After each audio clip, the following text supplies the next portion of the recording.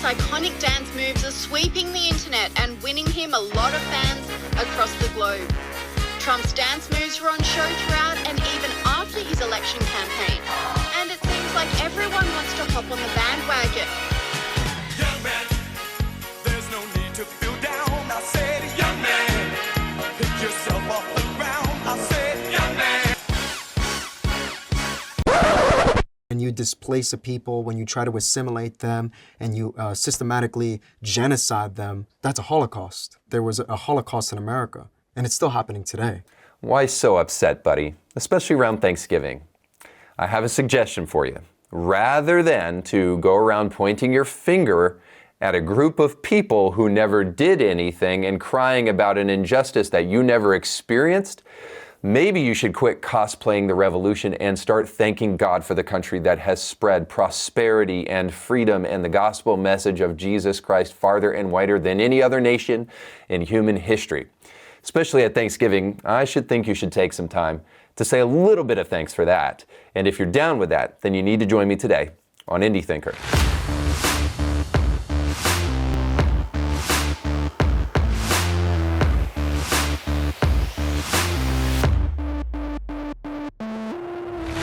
Welcome to the show. Don't forget to like, share, and subscribe. My name is Reed Huberman. Now, you've probably heard the saying about teaching a man to fish, and it's a great saying. It's really fitting for a lot of what we see today. But it is missing an essential element. What are you going to do with that fish once you catch it?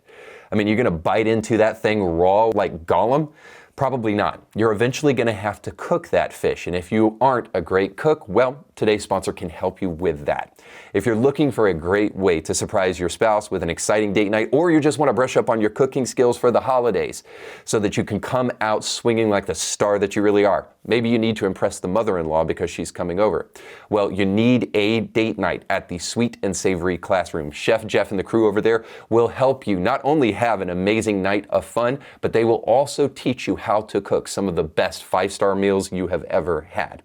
Even if you live outside the Chattanooga area, they have online cooking classes that will show you step by step how at home you can learn to create some of the greatest meals, and you can even bring your kids along for that fun. So head on over to sweetandsavoryclassroom.com to sign up, and be sure to enter the code IndieThinker when you check out to get $15 off your next order. The backlash has finally come. For the last 8 years, progressives have been shoving their gender ideology. Excuse me, it's ma'am. Mask mandates, racial animosity, and Marxism down the throats of the American people, while they call everybody that supports Trump and Trump himself a Nazi, a white supremacist, and a fascist. There's only one word I have for all that shame-based nonsense.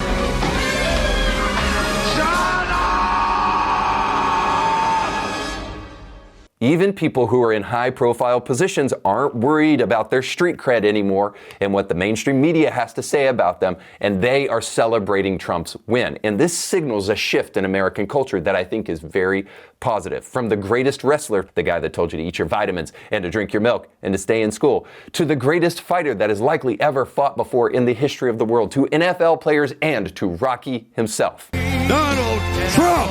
Thank you! The men who died! All of these men had a loud message to send the media in the aftermath of Trump's win. We have nothing to apologize for. We love jet skis, apple pie, and Jesus. So, now I get it. The modern left is still fuming from this and even threatening to sit Thanksgiving out. I'm going to be here with my dogs, and that should really tell you all you need to know about why I'm not going to be hanging out with y'all for the holidays. Choke on your turkey. Bye. Now, you may disagree with my characterization here, but I think that there is a group of people who like to use self-loathing and a hatred for what America has traditionally stood for in order to try to undermine and deconstruct America. You might call them deconstructionist, or you could go with the term Marxist.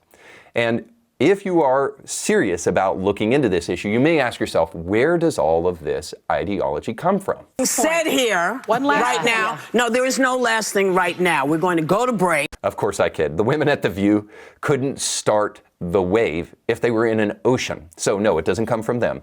This hatred for America can actually be seen in popular movements like the widely panned 1619 Project, the BLM riots, the cries to defund the police, land acknowledgements, and of course, the cries to abolish and demean the holidays of Columbus Day and Thanksgiving. Those explorers ushered in a wave of devastation for tribal nations, perpetrating violence, stealing land, and spreading disease. Now, where does all of this animosity for America and its founding and traditional values really come from?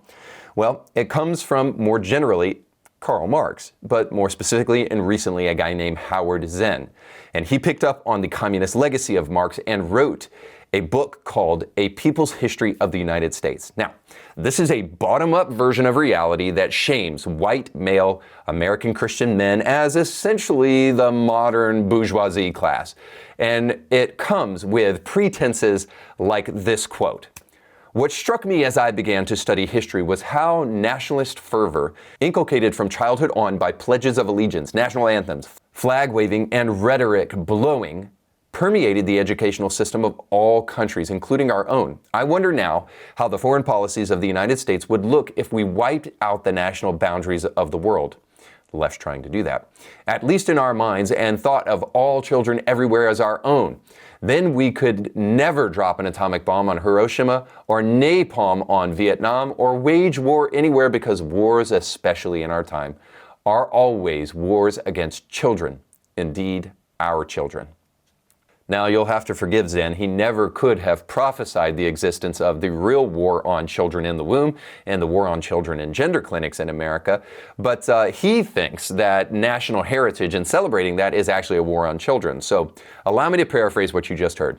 You're only allowed to praise America if you're a sociopathic killer with no conscience. And all America has ever been is a neocolonial genocidal Christian death camp. How about no, Scott? Okay. While this might be a bit of hyperbole, radicals and progressives, but now I repeat myself, have been exalting Howard Zinn's A People's History of the United States for far too long, and it has entered the American zeitgeist through the likes of people like Matt Damon and Ben Affleck in Good Will Hunting.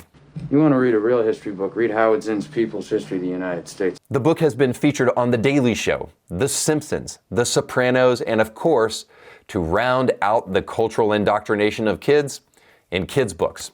To date, the book has sold over 2 million copies, a feat that 1% of all authors will dream of achieving. But here's the problem.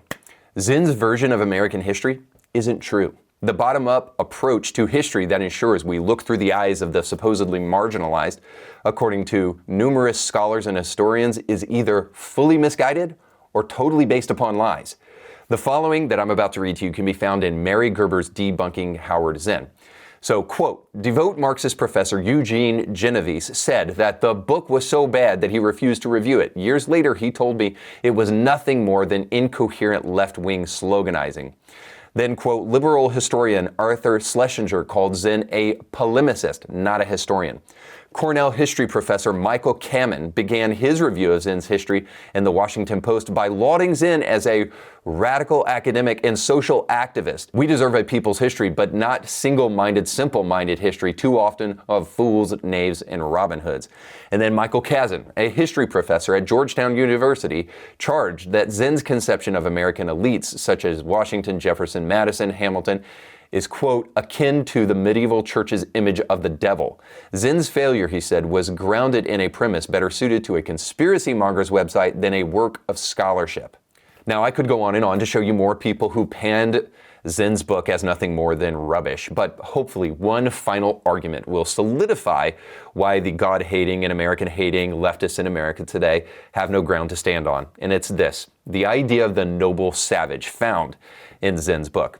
So the idea is that when Europeans finally came to the West and they landed in the Americas, they were just encountering a group of hippies that just wanted to drink peyote all day and spread world peace until those pasty whites came in to ruin all the fun. But unfortunately, that noble savage lie is indeed a myth. Because what people like Cortez actually found is genocides on par with World War II. When Cortez finally landed and met the Aztecs, this is what he saw. People pulling beating hearts out of the chests of human sacrifices, pregnant women being sliced open and then their babies sacrificed on altars, tens of thousands of people being beheaded and sacrificed for the dedication of a new temple and then thrown down temple steps. All that and much more is what Cortez found to his horror when he met Montezuma. In other words, Cortez did you and the rest of the world a favor when he converted that Aztec land for Christ. And this is the final issue. If you miss God's providential hand in what took place in America, you will fail to realize the contribution Christianity and Christians have made, not only to history, but to the world that you know today. You likely have never heard that an Indian named Squanto was taken to Europe as a slave, freed by Christians, taught English, returned home, and then was the first Indian to greet the struggling Plymouth Pilgrims in English.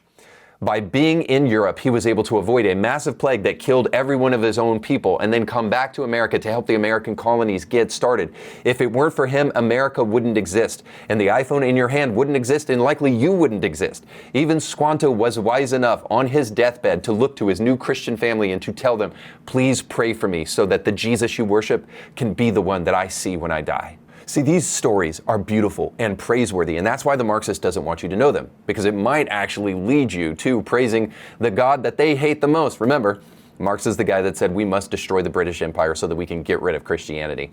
So this God-hating revolutionary actually wasn't interested in the truth, but you should be. But the Marxist onslaught of revisionist history wants you to be ashamed of America, and it is unfortunate because it is the country that has single-handedly spread prosperity and the elimination of world hunger more so than any other civic institution, and might I mention, also spread the gospel further. That's why it's sad to see this self-loathing nonsense marching its way into the front doors of our churches with pastors like David Platt and Matt Chandler treating us to struggle sessions about how bad the whites are. I trust we know, speaking broadly, I trust we know that in every era of American racism, white Christians have often been found complacent. And then we can also see this self-loathing with progressives at the Holy Post who want you to be losers like them because they believe that Christians are supposed to be weak and apologetic about their past and their faith rather than bold and brave. We celebrate winners and we ridicule losers. And that creates a real problem for Christians because Jesus Christ has called us to be the best losers of all. And probably most of all, we see this kind of revisionist nonsense and this re-envisioning of Christianity's past through people like Andy Stanley, who wants to convince us that the church has some repenting to do because of our historical sins against the gay community.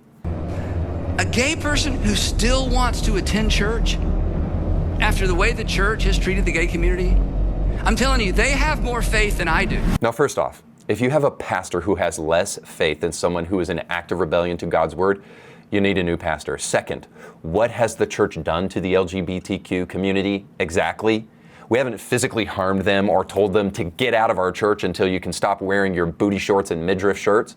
On the contrary, we've lovingly opened our doors wide to all people with the proviso that once you come through these doors, we're going to tell you the truth about human sexuality because that's part of being a biblically faithful Christian. Oh, I see. So you don't want to see a close-up picture of my anus because you hate gay men. No. And if that hurts your feelings, all I can say is, well, I'm sorry, but it is what it is. That's what we do at the church. We tell the truth. Stating the obvious fact that marriage is between a man and a woman is hardly doing something to you other than offending your broken worldview. And we don't apologize for that. That's good for you. And that offense actually is God nudging your heart closer to Him. So don't fight that. And also don't fight this. You can't change your biology through surgery, and you can't lie about basic truths until they make you feel good, regardless of if they fly in the face of science or the Bible. You shouldn't lie to yourself, and we won't lie for you. And that brings us to the prescription. Here's the prescription. In all of our haste to mock leftists, tears, and to sound the victory, we got to be careful, because it's not enough just to celebrate the defeat of those who dislike America. On this week of Thanksgiving, we must go further than being thankful for Trump and a Republican victory. If that's all we do, just wait. In another 4 years, they may come up with somebody worse than Kamala. We must reclaim our Christian past and realize our founders weren't just mad at Brits. They were hungry for a more perfect union. This is why George Washington said, of all the dispensations and habits which lead to political prosperity, religion and morality are indispensable supports. He also said this, let us with caution indulge the supposition that morality can be maintained without religion. Alexander Hamilton echoed the same, and he said, remember, civil and religious liberty always goes together. If the foundation of the one can be sapped, the others will fall, of course. See, it's not enough that we have morality without religion and religion without morality. We need both. In other words, sure, be thankful for Trump. Do the Trump dance and be thankful for the next 4 years, because we'll see some chipping away of the deep state and more economic prosperity for all Americans. But most importantly, thank God this Thanksgiving and envision how you can be more bold and unapologetic with your faith. If you're still mad about tone and uneasy about offending others, take time to thank God for the men who came before you, who did not give a darn about any of that stuff and relentlessly fought regardless of the feelings of others.